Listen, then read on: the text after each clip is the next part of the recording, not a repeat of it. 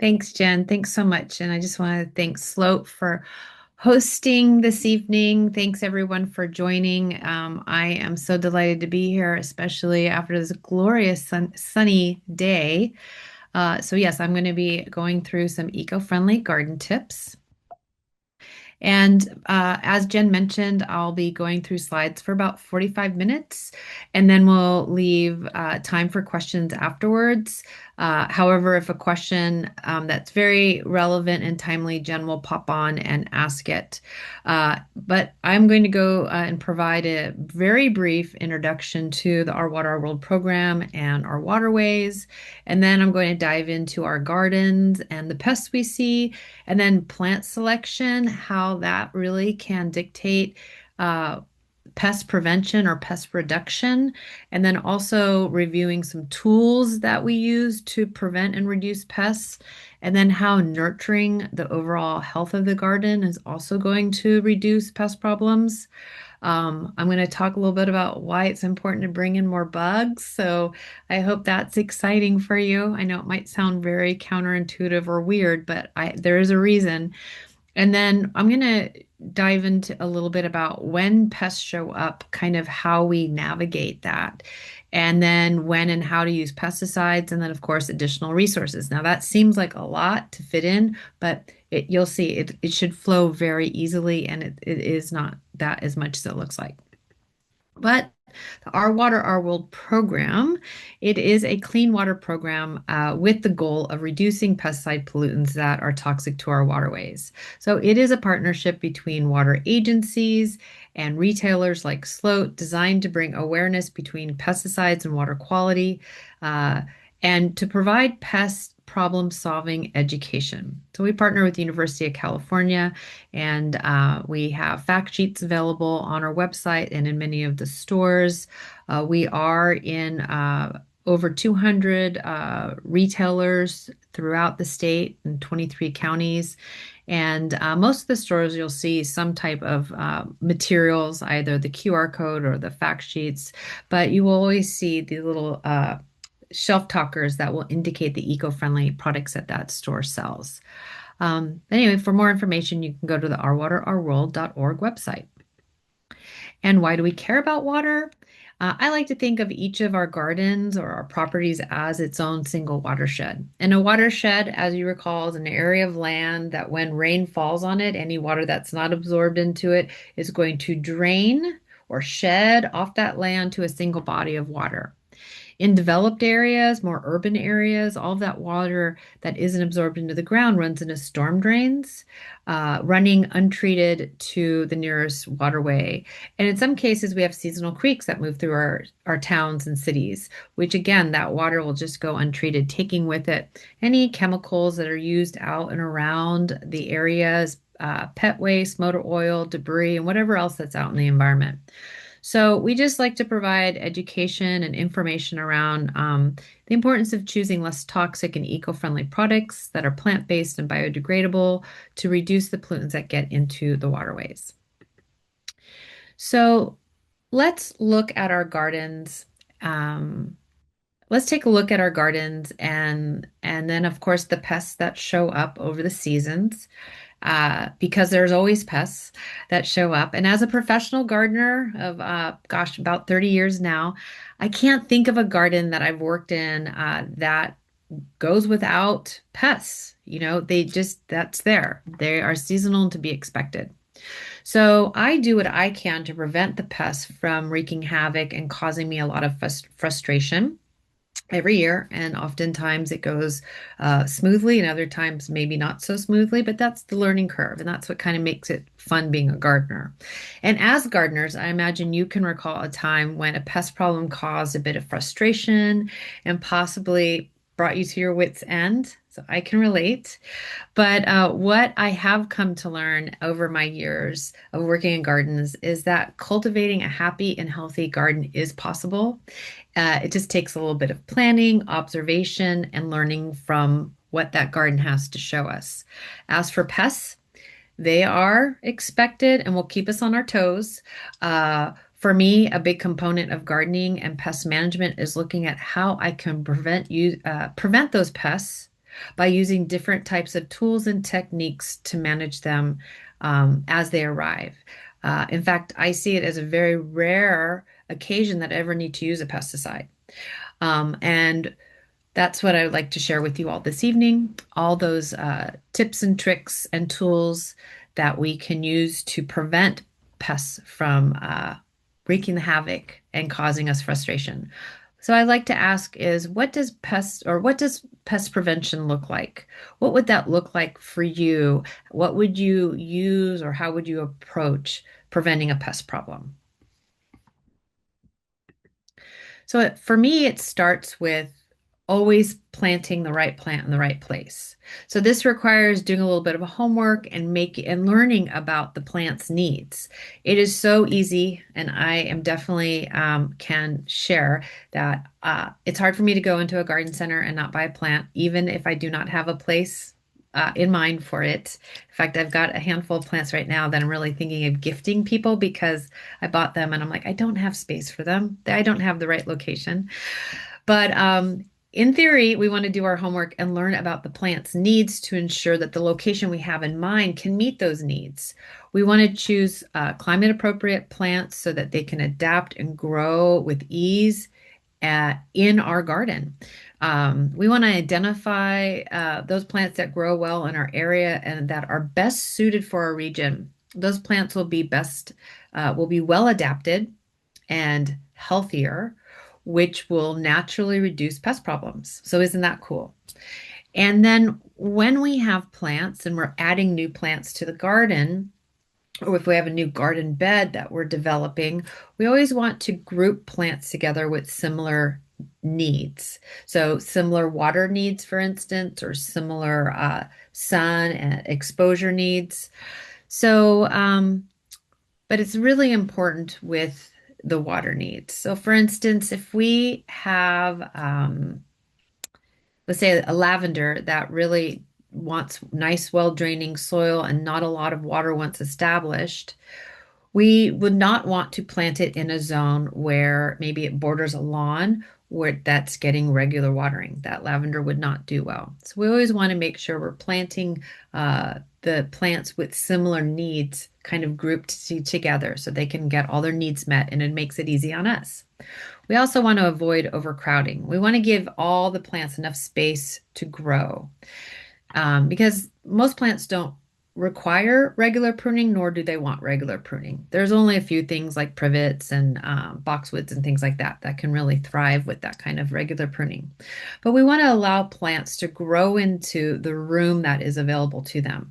And it might be really tempting to overcrowd a garden bed with young plants because they're just still small and they haven't grown to size. And it's hard to imagine that these little plants are actually going to get like 4 feet by 4 feet or whatever the size is that's indicated on the label. However, it's healthiest for the plants to have that space to grow in naturally. So to maybe fill in that space in the meantime, because it just looks too blank, we might consider broadcasting annual flower seeds in the space between, such as California poppies.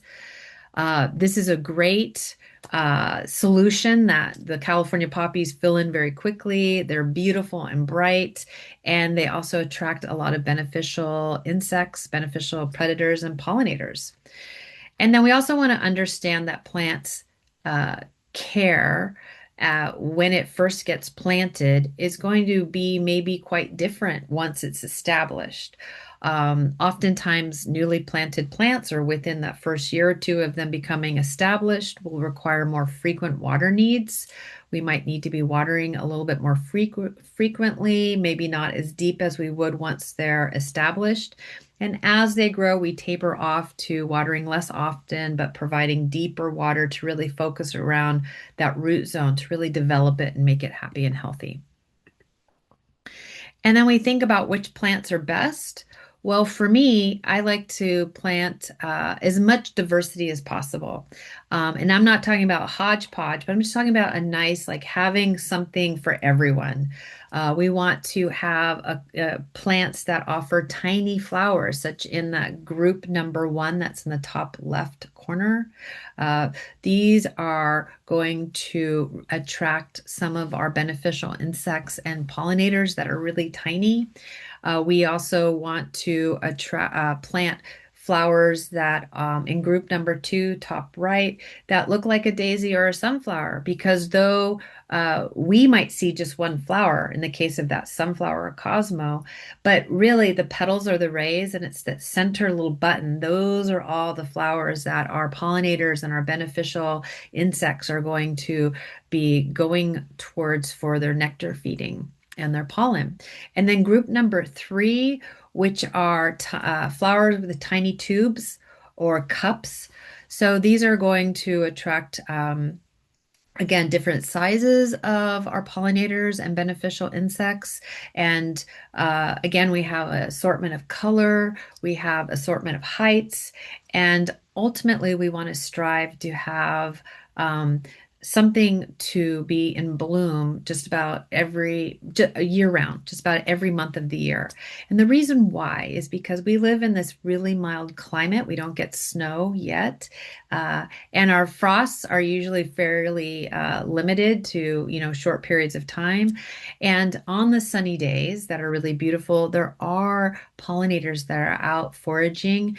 And this is throughout the winter months. This is throughout the year round, and it's just nice to have some food available for them. And then we want to favor California natives whenever possible, as they are a resource to a quantity of bees and birds and butterflies and other important animals that come to our garden. There are so many beautiful California natives that are available nowadays. There's so much great information and resources on growing California natives in a way that looks really beautiful. A good recommendation for planting is usually 70 or 80% California natives to 20 to 30% non-natives. And in that non-native category, we're going to look at Mediterranean native plants because they are well suited for our summer dry climate. Now, if we cannot reach this recommendation, then we do our best. Maybe it's 20% or 30% natives versus non-natives, but we do what we can. We also look at preventing pests with an assortment of tools.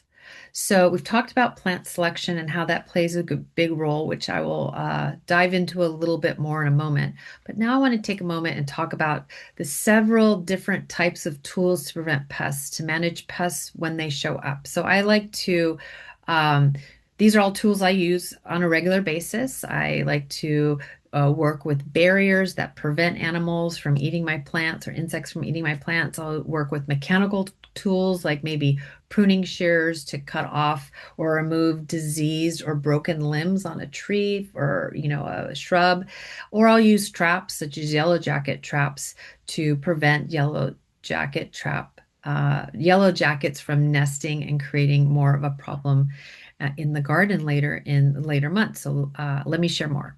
So the barriers in the garden could look like a row cover or netting to prevent birds and other critters from chewing on the plants. Um, Really, just anything. It could be squirrels or insects, cats, people. The netting works really well. We can also use deer fencing and rabbit fencing to prevent those critters. We might try putting wire baskets over plants to prevent critters from nibbling on them or digging them out. This is commonly done by rodents and squirrels. So I'm sure some of us have had that experience. Row covers keep insects out, and then they can also work as a frost cover. Gopher baskets to prevent gophers from eating the root zones of plants. They are an extra cost, but well worth it. Trust me, I have had gophers eat plants that they are not supposed to eat, and it is less expensive to buy a gopher basket than to replace that plant. So I highly encourage always planting things in gopher baskets if you've got gophers in your area. Scare tape is not a barrier, but it's a really good deterrent. We hang the streams on branches and fruit trees or around berry vines and grapes and other plants to prevent birds from feeding on those plants or those fruit crops. And then copper tape, it wraps around pots to prevent slugs and snails from crossing it, to keep slugs and snails out of those areas. And then here's more examples of barriers to keep critters out. When we're using barriers, it's really important to use the correct material or the size of the hole of the material. It really makes a difference. For instance, I help a lot of people who have rodent problems in their chicken coops or their enclosed chicken runs. And the first question I ask is, uh, what is the fencing that you're using? Is it poultry wire? Because poultry wire, which is 3/4 of an inch, the rodents can really walk right in. So that's a opportunity to share. We want to really switch that up or put a layer of 1/2 inch hardware cloth over that chicken wire to prevent the rodents from coming in. Another barrier is going to be mulch. Keeping in mind that it is going to do a very good job at preventing weed seeds from germinating. It is making that barrier, but it's also making a really nice barrier because soil, when it's bare, can be hydrophobic and it can actually create this crust that will be very difficult for water to infiltrate. So when we have a nice 2 to 3 inch layer of mulch on top, it allows water to actually soak in with ease. It also reduces the water evaporation rate quite significantly, upwards to 70%, so we don't have to water as often. But we always want to leave some areas of the soil bare and uncultivated, especially around some flower beds for our ground nesting bees. And we really want to be mindful to keep mulch away from the crown of plants, from the trunk, or where the base of the plant meets that root zone that always wants to have some air circulation. We just go out a few inches and make sure that mulch is covering that root zone and beyond. And then sheet mulching. This is another great barrier that prevents weeds and supercharges the soil. Sometimes sheet mulching is called lasagna mulching, but it's a process of revitalizing an area of the garden that has poor soil, or, if we want to create a new garden bed or a planting zone over an area that used to have grass. So we can just lay these layers of cardboard. Over these weedy areas or grassy areas and put no less than 3 inches of mulch or card mulch or compost or a combo of the two layered like the lasagna. And that is going to be an excellent way to revitalize that soil and reduce the weeds. And the top uh, photo is solarization. And if you live in a warm enough area, like the East Bay or the North Bay, this is very effective where we lay overlapped pieces of the clear plastic and we can suffocate the weeds, so to speak, taking advantage of the heat of the sun. I had a quick question. Yeah. Can you remind me how long does it take when you do the sheet mulching? How long does it take to break down and be ready to plant? And also, same for the solarization. For planting, really you can plant at time of sheet mulching installation where you're just cutting an X and Mhm. moving that cardboard, like folding it under, and you can plant. I would want to spot amend the soil with some compost, also just to bring the root ball up a little high because you're going to have like 3 inches of mulch or compost and mulch. So we want to make sure the plant isn't sinking down, but you really can. A lot of people plant at time of installation, but if we're just doing like a lawn and like removal, like a lawn be gone situation, I'm going to say it could take 6 to 18 months. But what I've seen from personal experience, it's usually around 9 months is when um, the cardboard's really started to been eroded or decomposed by the microbiology. And if it's a situation where we really want it to be low maintenance and we just did the sheet mulching to cover the lawn and the weeds and we just want to always have that look of mulch, then we will need to replenish it at least annually because as the cardboard decomposes, the mulch is also going to start to decompose. And then if it gets too thin, the mulch gets too thin, weeds will pop up. And with the Right. solarization, I'm gonna have to say it also depends, but I've had success after 6 weeks, like Hmm. really amazing success in the hot Hmm. sun with a section of the clear plastic. Yeah. Like you can do that with like blackberry and like bamboo and stuff, probably. Maybe. Those are those are heavy hitters. So yes, and then I would want to definitely monitor and repeat if necessary Hmm. with the solarization. But it might be more effective with the pickaxe. Really dig it out. Bamboo's hardcore. Hmm. So is blackberries. Yeah. But I feel like blackberries can be more manageable if you keep up with it. But bamboo, that's you have to really you have to get it all or be prepared to keep digging it out. Good questions. All right. Um, okay, and another barrier, is something I'm utilizing way more as our summers get hotter, is shade cloth. So during times of excessive heat, oftentimes the plants uh, they're just not used to a sudden heat event, just like we aren't. So just like us, if we don't have sunscreen on, we can get sunburn. Plants can also get sunburn, but it's called sun scald. So putting up shade cloth over, tented over some plants is going to be very helpful. But something else to keep in mind is that when the heat comes on fast, we can have a beautiful 80-degree day, and then all of a sudden, bam, it's 90 or 95. The plants also have not acclimated, and so they might wilt. And that wilt is actually the plant's defense to lock in moisture. So our automatic response to that is like, oh dear, I have to water more. But if the soil is well hydrated in the area, the plant does not want more water. It actually would benefit from some shade. So either moving a patio umbrella over or tenting some shade cloth over that planting bed. Oftentimes, late as the day cools, those plants will go from flat to fluffy, no problem. And then taking advantage of arbor paint or horticultural paint to apply to the trunks of young trees. This is also going to prevent them from sunburn and sun scald. And then some mechanical tools that we use are, gosh, there's just so many tools. There's so many tools that we probably have in our own tool shed that we utilize. But we can think of like a hose nozzle to blast off the cobwebs that are on a fence or a hedgerow of evergreens, or even blasting off aphids from flower buds and leaves. We can prune plants to open up air circulation to prevent spider mites and some diseases like powdery mildew, black spot.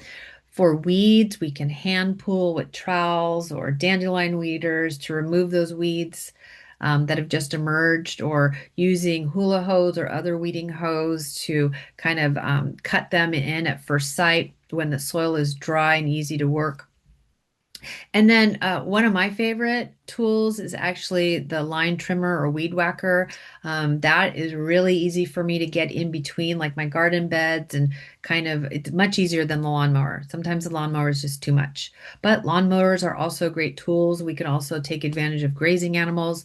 But when it comes to weeds, we really want to make sure we are managing them, cutting them back before they go to seed. Because once they go to seed, we'll be managing them for a long time. But so many tools on the market that are so great. One of my favorite, most satisfying tools, so to speak, is especially when it's cucumber beetle season or when there's weevils or similar kind of true bugs or beetles, out there. I will get a little cup of soapy water and I go out in the garden, usually very early in the morning or after dinner at dusk, and I will just knock them in to the soapy bucket of water, and it is very satisfying. I also know some people that will use outdoor like mini shop vacs to vacuum up like clusters of nuisance bugs. So these are all tools that we can use, and some are pretty fun. Other tools, a whole nother category are traps. I regularly use traps. Traps for pests of houseplants like fungus gnats. We have gnat sticks. There's the gopher traps, yellow jacket and fly traps, rodent traps. Um, there's leaf miner, codling moth, and thrips, and aphids, and whiteflies, and so many more. Lots of traps. So this is a very, in some cases, very easy to use, easy solution. But when it comes to sticky traps, just a side note, oftentimes we're using those actually as monitoring devices to measure thresholds of tolerance to understand when is the appropriate time to take action if action is needed. But something to be aware of is that the sticky traps out in a garden are going to stick other insects indiscriminately. So, yes, there is a chance that a beneficial, like a ladybug, gets stuck on there or honeybee. So, just be aware of the unintended other insects that can accidentally get stuck on the trap. But overall, traps are really fantastic and a great way to manage so many pests in the garden. All right. So, another preventative approach is to nurture the garden's health. And this is a really important kind of first step or the foundation, literally the foundation of the garden's health. We want to really encourage all those living organisms in the soil and nurture them. So you might be familiar with the term soil food web, but the soil food web is the community of organisms living in all or part of their lives in the soil.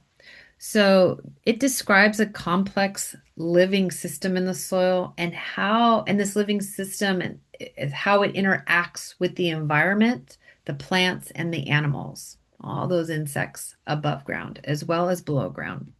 Food web describes the transfer of energy between species within an ecosystem, which is pretty cool. So this is the interconnectedness of the organisms is what we're looking to support and nurture. Everything is connected in our gardens from below ground to above ground. So we want to look at, or what I highly recommend that we look at, is building that healthy soil um, by adding compost at time of planting or maybe top dressing around those plants annually. I certainly do that with like my fruiting trees and perennial food crops and my roses and so forth. We really want to get more of that microbiology in the soil to help and assist with the developing healthy root zones. When we have healthy root zones, we have healthy plants, and we've also found that inviting those microbiology that the microbiology to the soil supports the plant health by reducing the need for pesticides. So make healthy plants are going to be more resilient and have less pest issues. So there you go. Also, when we're adding compost and like earth worm castings to the soil, uh, those components are going to get through the vascular system of the plant and help fight pathogens and bad bacteria that might attack the plant, but also throughout the soil. So it's pretty cool. And when we feed our plants, we want to choose organic fertilizers. We want to look for the OMRI logo certification and the CDFA logo certification. Sometimes both are on a package, sometimes it's just one or the other. And I can share that Sloat has an incredible selection of bagged compost and soil amendments, as well as organic fertilizers to feed our plants. Feeding with organics is just going to, again, feed the microbiology in the soil, increase that soil health, increase that plant health, and allow the plants to grow more naturally and access nutrients on an as-need basis. So it will prevent growth spurts, which typically also invite pests. So it's really the way to go. And as I mentioned before, the moment you've been waiting for is I am a huge advocate. I'm learning that along with nurturing our soil for plant health, we also want to look to bring more bugs in. Now, my garden goal, at least, is when I'm growing a healthy garden ecology, it's to attract more beneficial insects like ladybugs and lacewings and flower flies, also spiders, which are incredibly important.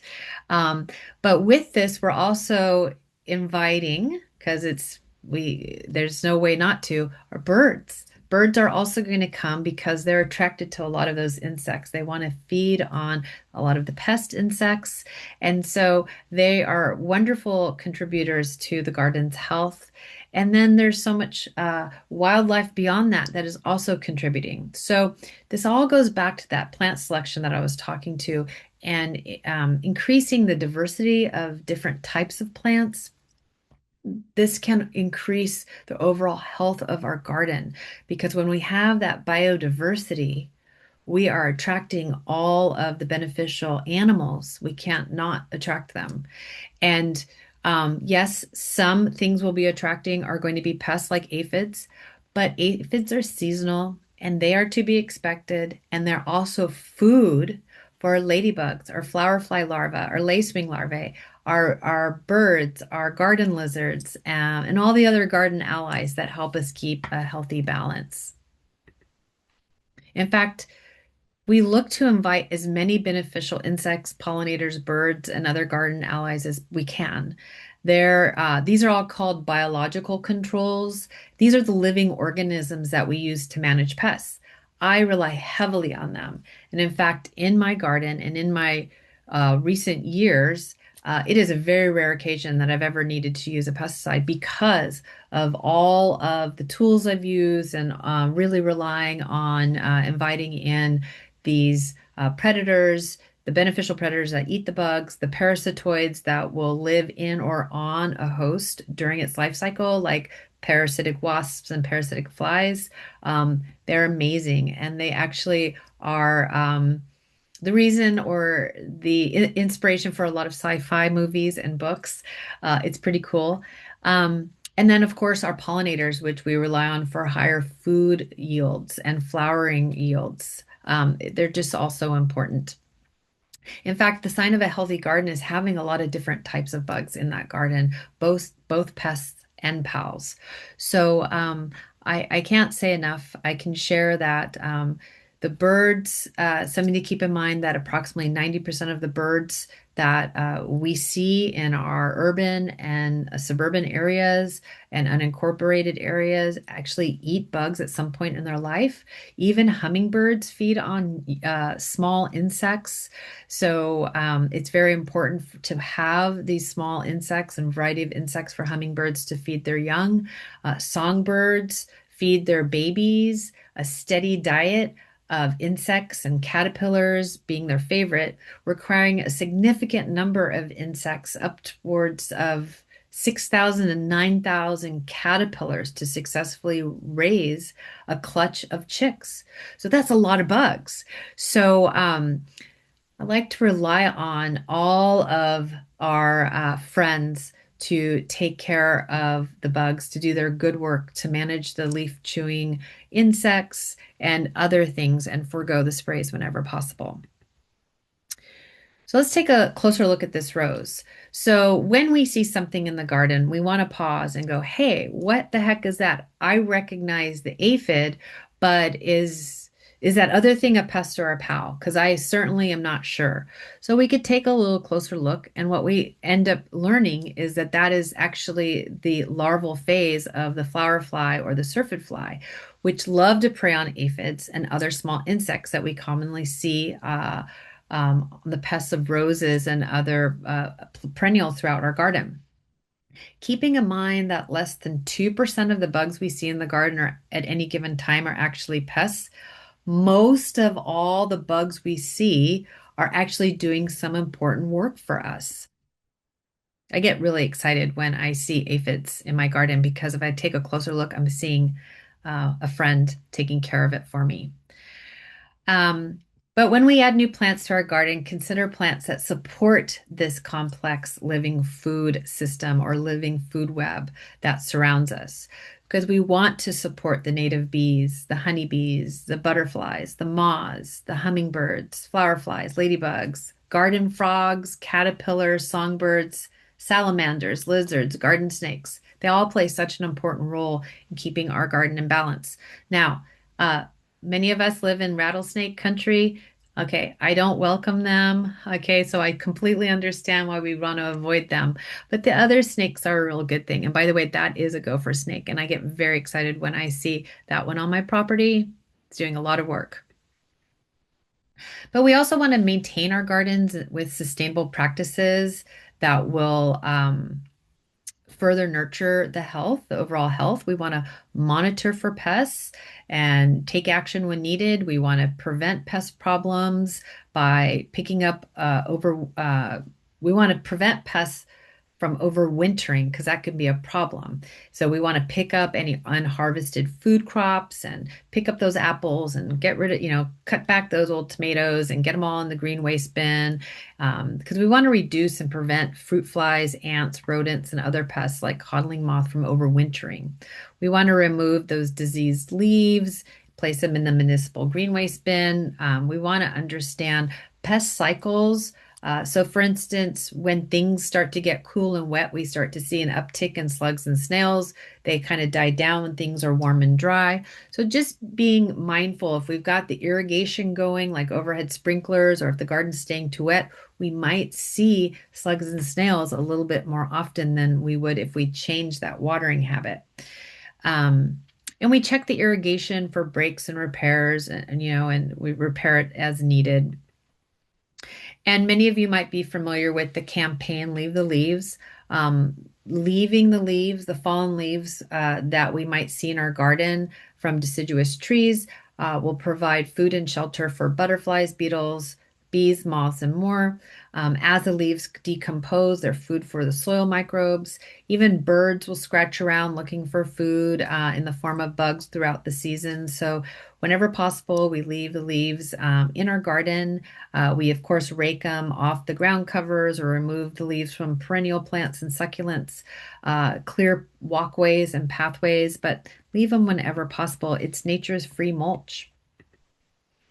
And we want to allow our plants to complete their life cycle whenever possible. So we let flowers go to seed.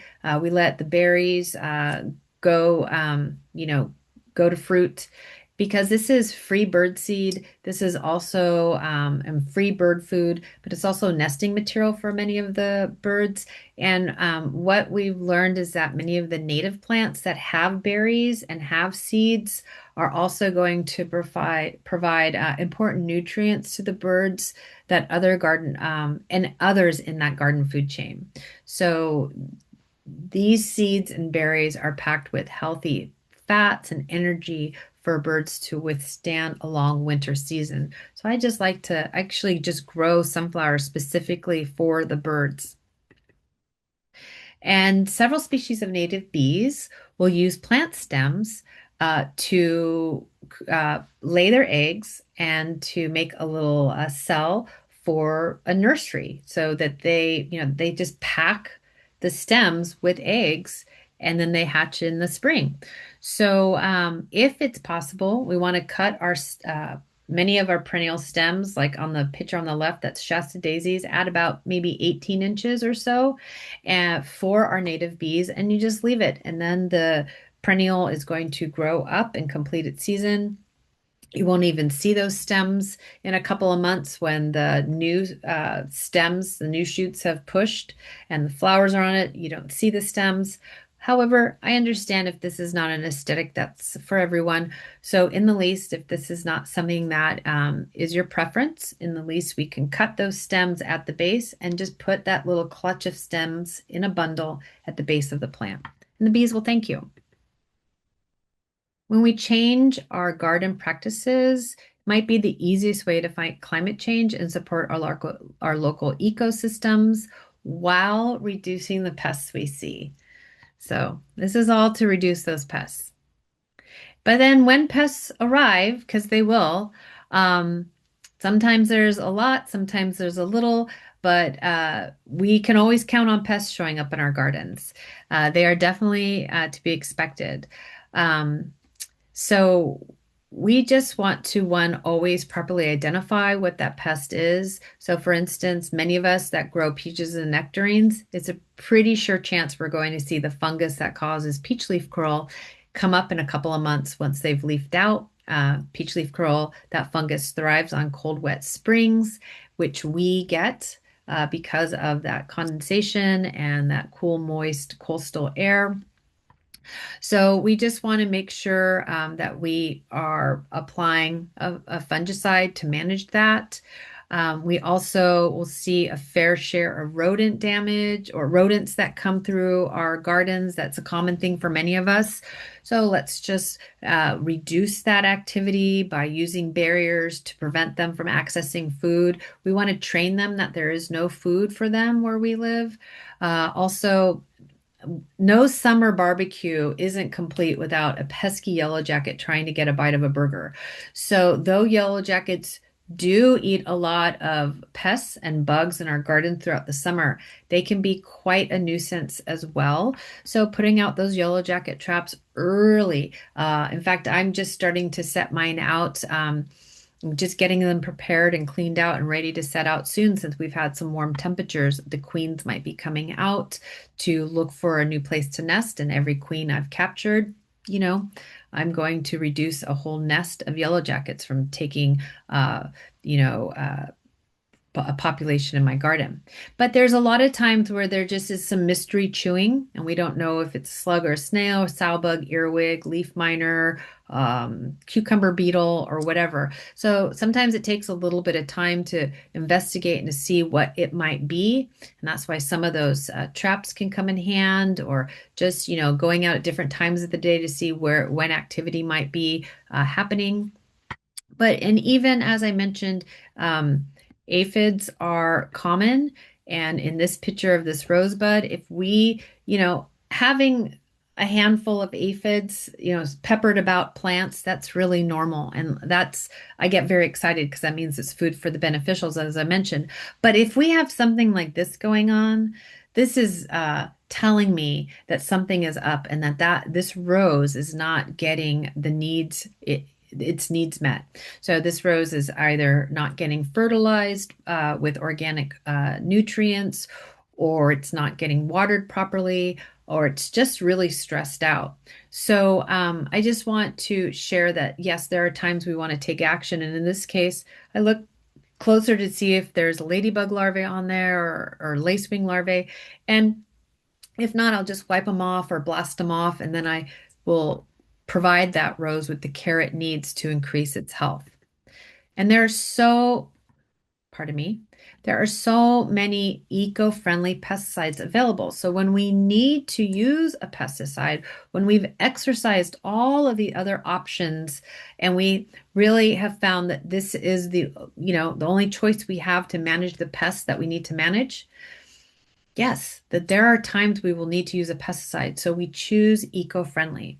There is an eco-friendly option for just about any pest available nowadays. The category has grown so much.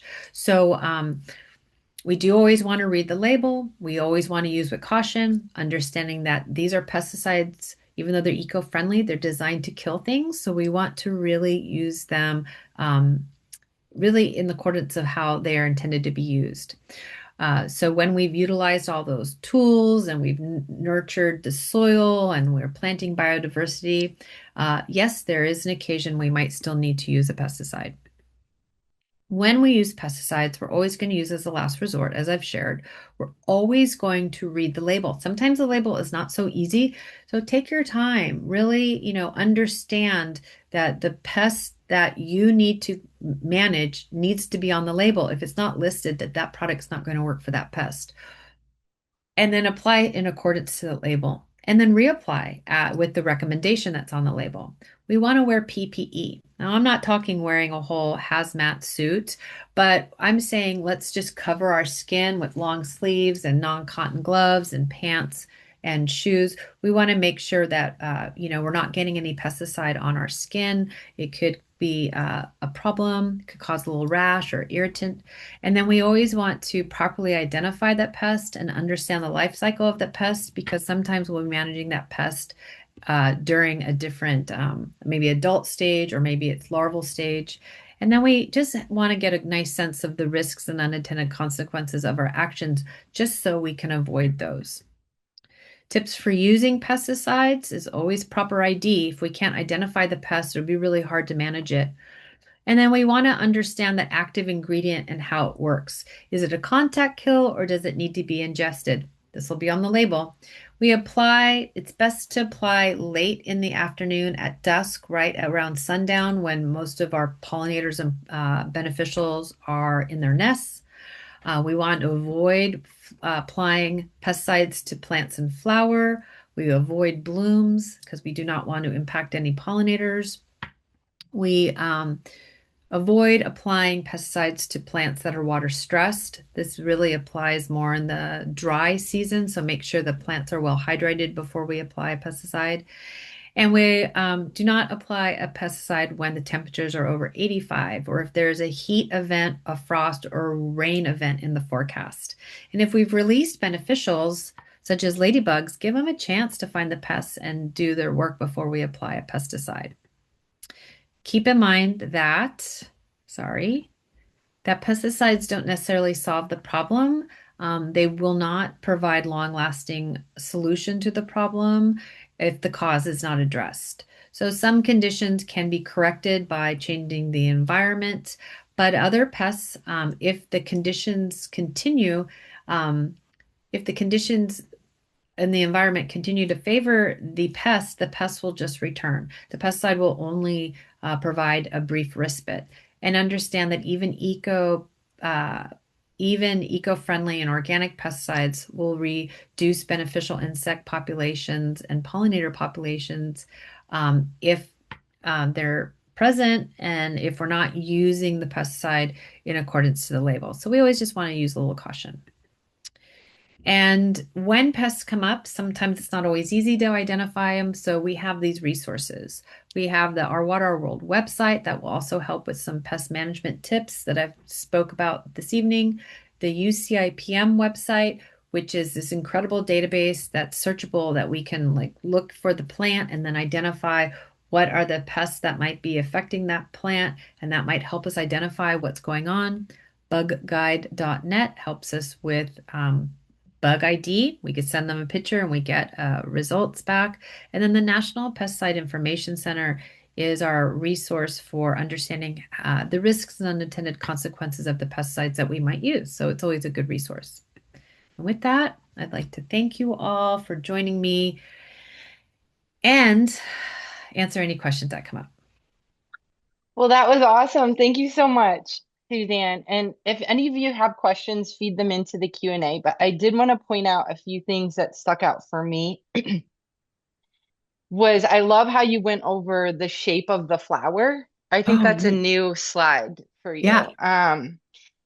And it's really just cool, it's really helpful to just think about like just even on that level when you're going through the nursery, you can be like, oh, I need a tubular flower now, or I need a daisy flower now. Or Mhm. it's like you don't have to know what the plan is, you just can look at the shape of the Yeah. flower.